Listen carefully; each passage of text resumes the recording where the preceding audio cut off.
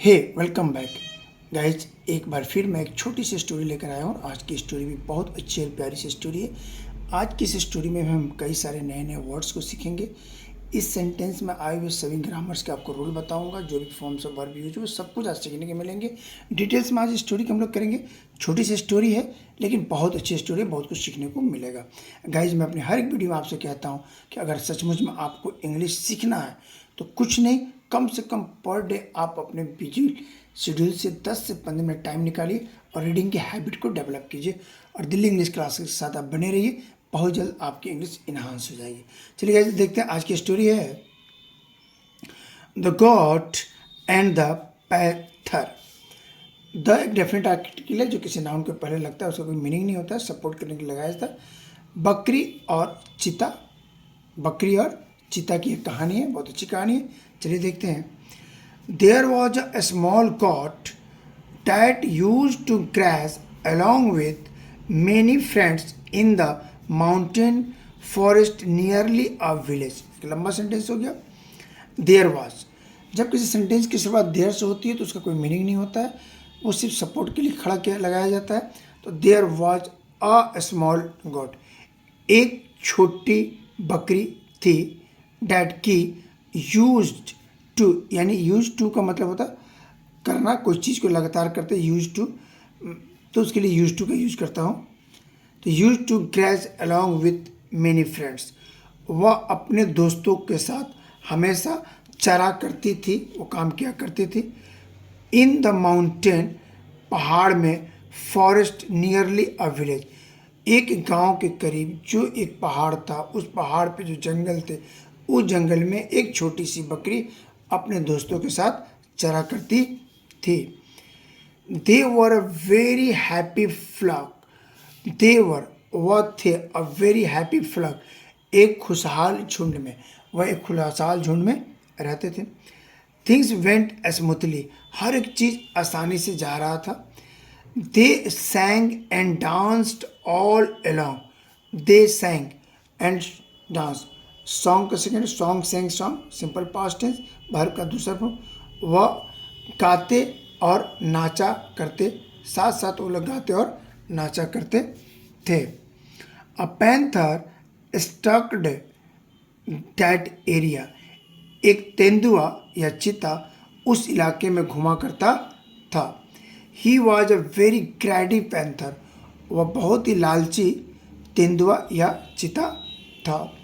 He had the habit of attacking all animals in and around the village.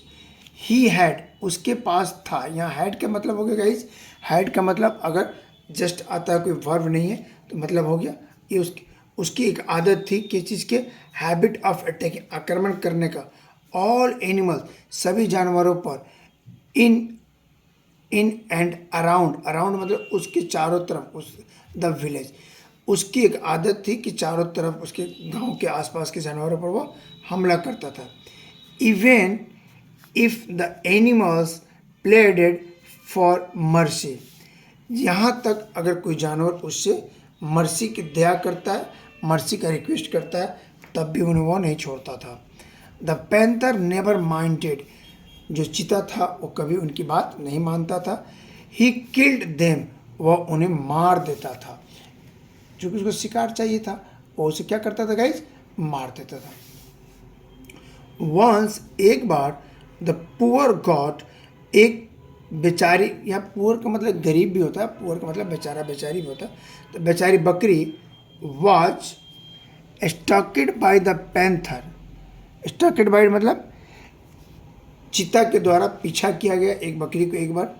The goat was very afraid, बकरी बहुत डरी हुई थी। He tried hard to escape, वो वहाँ से भागने की पूरी कोशिश की। But he was well concerned, लेकिन वो चारों तरफ से घिर गई थी। ही थॉट, उसने सोचा, I have to do something to escape, I have to do मतलब हमें यहाँ से भागने के लिए, बचने के लिए कुछ करना होगा। So the goat started to cook a plan, cook a plan का मतलब होता है कुछ नई योजना सोचने लगना। तो गॉड स्टार्टेड, बकरी ने सोचना शुरू किया, टू कुक अ प्लान, यानी कि एक नई योजना वहाँ से भागने का।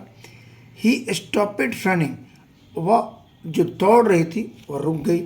एंड टर्न, और मुड़ी। With a gentle smile he ran to the panther and said, और रुकी और एक जेंटल इनोसेंट स्माइल के साथ पैंथर की तरफ मुड़ी और उसकी तरफ आगे बढ़कर उसने कहा एंड सेड, और कहा, हे माइटी पैंथर, हे शक्तिशाली चीता, you are such a great killing machine.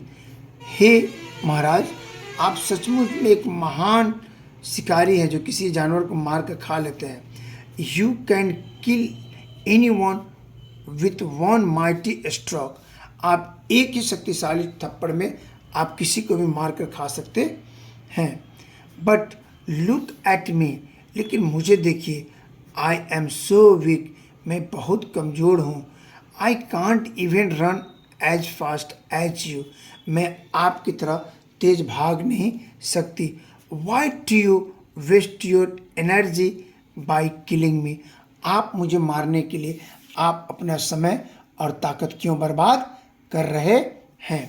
देखिएगा आगे क्या होता है। The panther got confused and asked, get का second form guys got positive verb है, गेट का सेकेंड फॉर्म गॉट।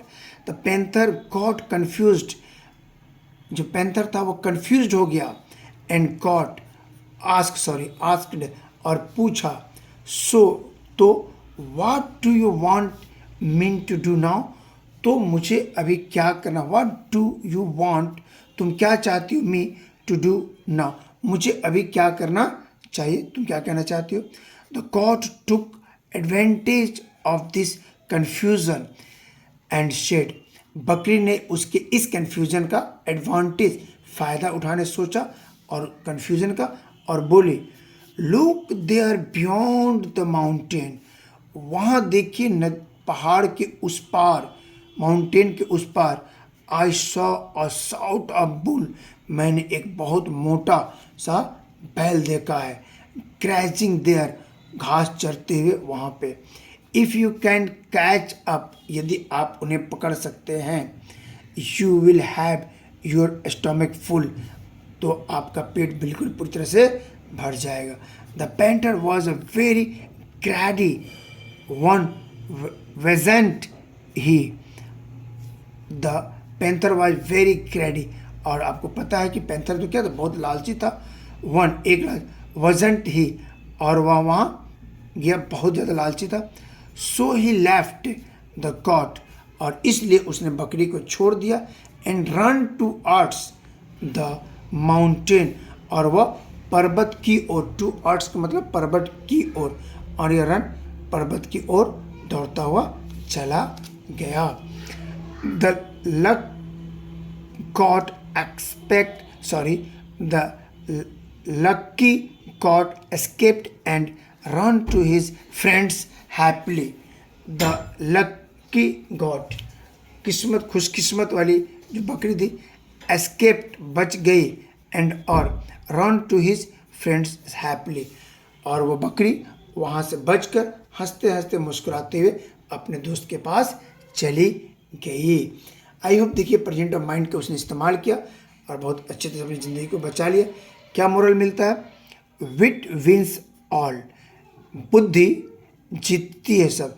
अर्थात जो अगर आप सही समय पर सही बुद्धि का प्रयोग करते हैं तो आप सब कुछ जीत सकते हैं। हालात कितना भी खराब हो, विकट से विकट परिस्थिति हो, आपको घबराना नहीं है। जरा सोचिए, एक तरफ बकरी थी और दूसरी तरफ गॉड था, और एक तरफ बकरी थी और दूसरी तरफ पैंथर था, और इसके वजह से यह अपनी जान को बचा ली। क्या कोई साधारण बकरी पैंथर सामने आने पर जान बचा सकती है? तो बहुत मुश्किल है उसका जान बचाना। तो गाइस इस स्टोरी से यही समझा हमने कि कभी भी हालात कितना भी हो, हमारे सामने वाला जितना भी बड़ा बलवान क्यों ना हो, हमें धैर्य से और बुद्धि से काम लेना चाहिए। आई होप गाइस एक छोटी सी स्टोरी थी जो मैंने आपको वर्ड टू वर्ड ट्रांसलेट करने की कोशिश किया। आई होप ये स्टोरी आपको अच्छी लगी होगी। प्लीज़ अगर अच्छी लगी हो तो लाइक शेयर सब्सक्राइब कर दीजिए। मैं अंसारी सर फिर मिलते हैं एक नए वीडियो के साथ। तब तक आप अपना बहुत बहुत ख्याल रखिए, मुस्कुराते रहिए, अंग्रेजी सीखते रहिए, और हाँ, अगर आप अपने इंग्लिश के सारे कंटेंट्स को लेना चाहते हैं तो दिल्ली इंग्लिश के इस चैनल पे आप बिल्कुल बने रहिए। समय समय पर इंग्लिश के सारे कंटेंट मैं लेकर आता हूँ। तब तक अपना ख्याल रखिए। मिलते हैं फिर एक नए ब्रेक के बाद। Thanks for watching. Bye bye.